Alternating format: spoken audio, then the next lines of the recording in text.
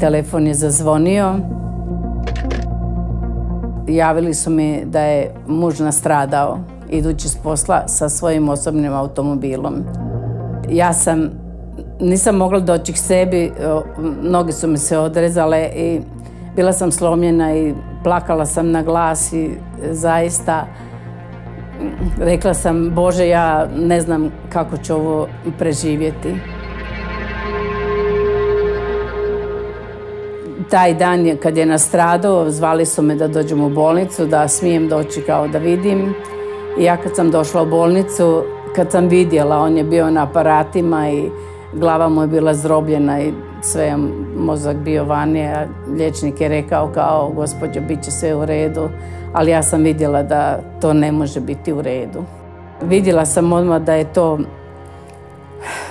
jako teška stvar i da, mislim, poslije takve zdrobljene glave ne znam da li bi čovjek mogao ostati sposoban da živi. I ja sam otišla kući, drugi dan opet su zvali me iz bolnice i rekli su mi da je muž umro. I ja sam onda stvarno do kraja bila slomljena i plakala sam i zažaljavala sam sebe i toliko sam mislila neću moći odati kroz ovaj život više sama i brinuti o 2 sina koje smo imali. Jedino rekla, Bože, samo mi ti možeš pomoći.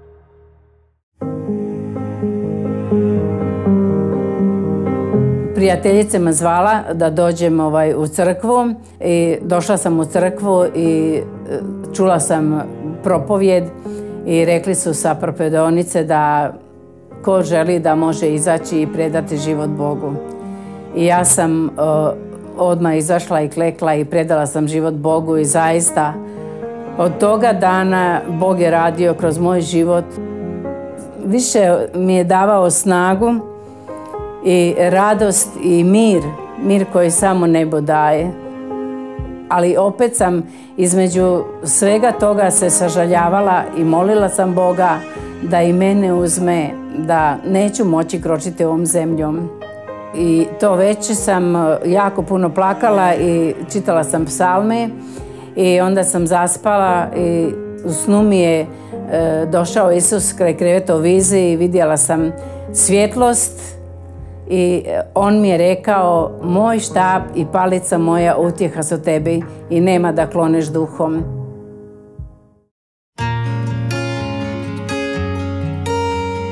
Kad su bile velike kušnje i nevolje i velika bol, Bog mi je dao uvijek izlaz. Čitala sam cijelu Bibliju, ali najviše sam čitala psalme. Slušala sam njegove riječi i počela sam pisati poeziju. Meni su osobno te pjesme značile život u izobilju. To mi je bio lijek za dušu i vodstvo duha moga i zaista to me je oblikovalo, to mi je dalo snagu, radost neba koju ovaj svijet nema oko nas. Nakon 18 godina hoda sa Bogom doživjela sam još težu nesreću. Izgubila sam sina starijega prvenca u 37. godini života. Nastradao je na radnom mjestu, utopio se u rijeci Dravi. I to mi je bilo stvarno šok i bol isto, još veća nego za mužem. Ali Bog mi je pomogao, zaista dao mi je mir. U tome svemu mir zaista koje samo Bog može dati.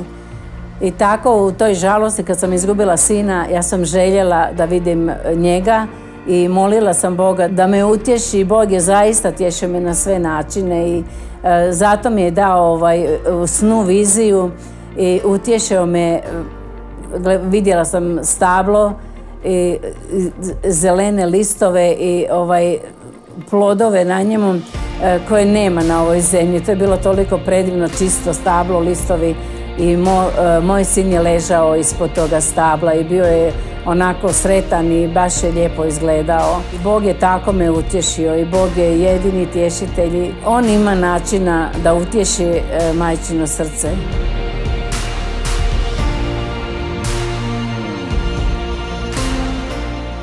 tada kad je bilo sinu godišnjica smrti, ja sam bila jako tužna i gledala sam u nebo i plakala sam i rekla sam: Oče nebeski, ti si gledao bol svoga sina i osjećaš sa mnom i hvala ti što meni daješ utjehu. I Bog je stavio na nebo, na plavom obrisu neba, od bijelih oblaka, srce do srca i lik moga Dejana. Zaista Bog je jedini tješitelj, jedina snaga, jedini izvor života i ljubavi za naš život kad prolazimo teškoće i boli i nevolje. Ja poručujem svima majkama i očevima koji su žalosni, koji sebe sažaljavaju, da predaju sve u Božje ruke. I Isus može sve. Isus će nositi te njihove terete. Naš križ On nosi.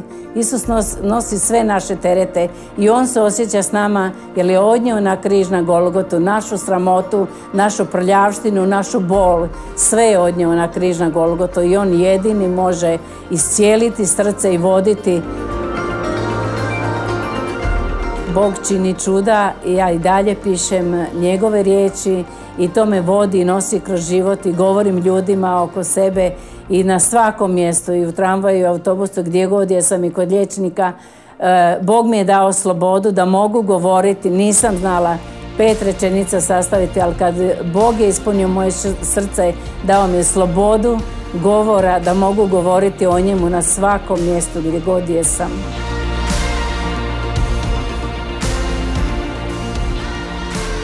Ja sam Mira i ovo je moja priča sa Bogom.